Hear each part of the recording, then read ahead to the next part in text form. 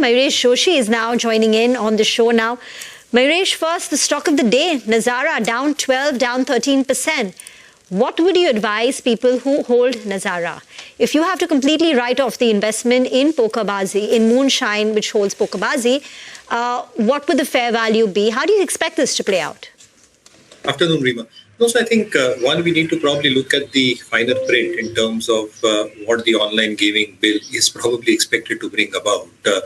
And therefore, from a regulatory perspective, obviously, the price action has been exhibited onto the stock. From an equity valuation perspective, obviously, I think the investments that they've probably made in Pokerbazi to the tune of 800 odd crores, the management also adhered to in the morning as well. There is a risk attached to that if the bill goes in the same avatar that is expected, or what the street is probably believing it to be. And if that really happens as an eventuality, somewhere I think the risk of writing this entire amount off to a certain extent happens, or they probably need to tweak it even further to probably ensure that it becomes more skill-based, or some tweaks in terms of additions onto the platform that they can bring about. So in my opinion, again, I think the kind of reaction that you're probably seeing on the stock has been a little bit too harsh.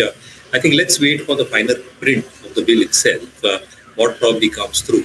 And what the management probably does if it comes in the same avatar as I'm mentioning, whether they have some tweaks done to the platform. But yes, I think the hit will happen if it comes in the same form. And therefore, I think the kind of loss that Nazara has probably witnessed, there might be some more pain that Nazara might have to endure.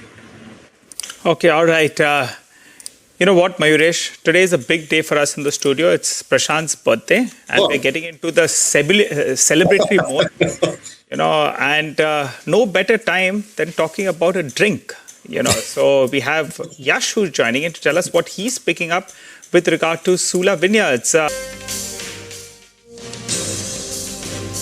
Welcome back. A few minutes to go before we wind up trade, but let's get Mayuresh Joshi back on the screen. Mayuresh, I wanted to ask you about this hotel chain. Taj GVK, you know, the one that GVK Group, they obviously own the properties, and the one that manages it for a fee is the Taj Group or Indian Hotels. Now, the stock valuation-wise has some comfort. The problem is they haven't added rooms at that sort of a pace. But as per their release in Q4, you know, they'll be commissioning one of their units, which is very close to the airport, 250 rooms. It has valuation comfort, but do you think you would like to get in this, or would you like to stick to the leader? Indian Hotels, premium valuations, adding capacity, would you prefer that name?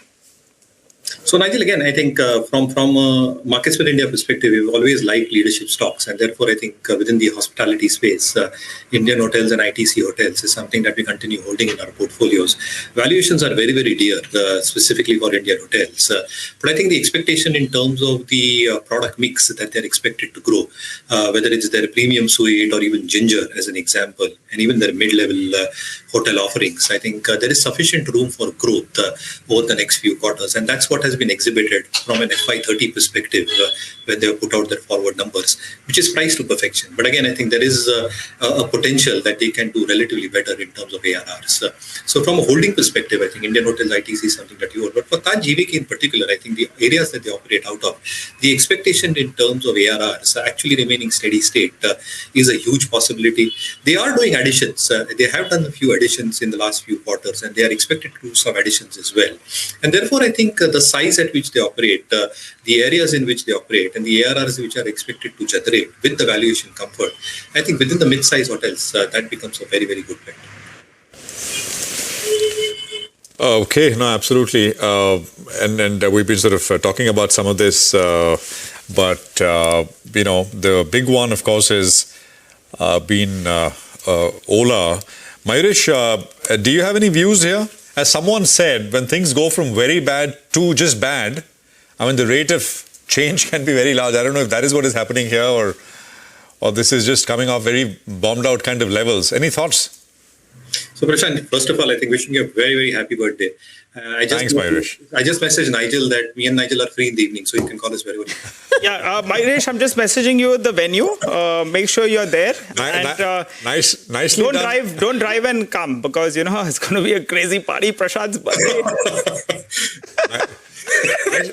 Mayuresh, nicely done, huh? Poker face.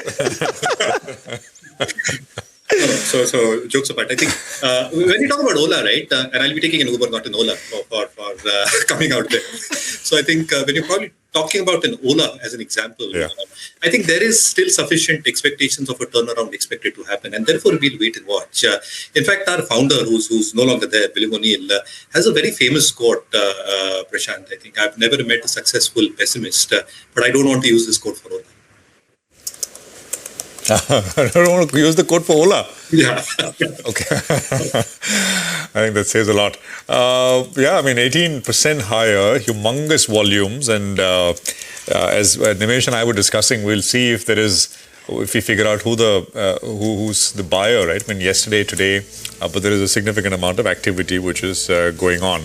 Okay. Mayuresh, your thoughts coming in on, when you look at Vedanta, this concern and this delay that comes in of the demerger, how should one actually watch out for Vedanta now? So, Vinny, I think it should be a wait and watch mode, because I think let the hearing probably come through and then we'll get a clearer picture.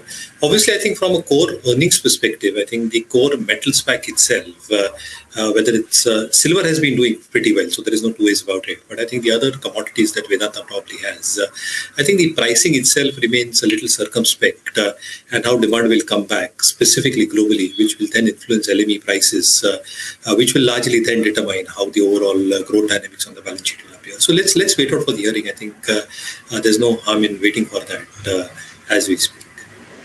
Gentlemen, thank you very much for joining in. Get into a break on the other side. Top corporate voices and the big events to watch out for. Stay tuned.